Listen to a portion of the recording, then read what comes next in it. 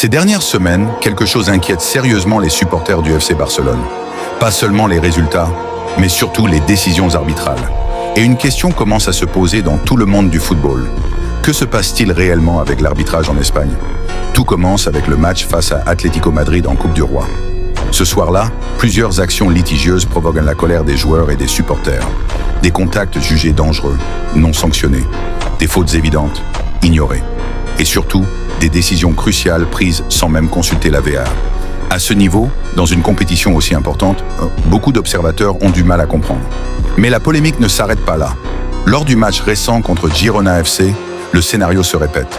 Une action controversée sur un défenseur du Barça non sifflé, quelques secondes plus tard, but encaissé. Les joueurs réclament.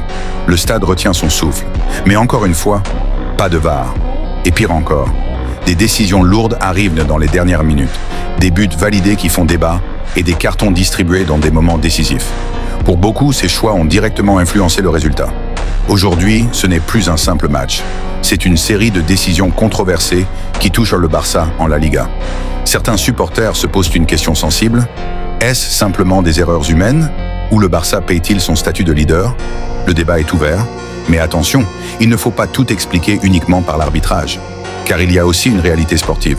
La défense du Barça montre des signes de fragilité. Le pressing est parfois irrégulier. Des pénaltys importants ont été manqués. Et l'absence de Pedri a clairement affecté l'équilibre du milieu. Mais une grande équipe ne doit pas s'effondrer. Elle doit réagir. Le FC Barcelone est à un tournant de sa saison. Entre décisions arbitrales contestées et problèmes internes, le club joue gros, très gros. Une chose est sûre, le football espagnol est aujourd'hui sous surveillance. Et les prochains matchs du Barça seront suivis comme jamais. Et vous, dites-moi en commentaire, le Barça est-il victime d'injustice ou simplement en difficulté? Abonne-toi pour plus d'analyse football.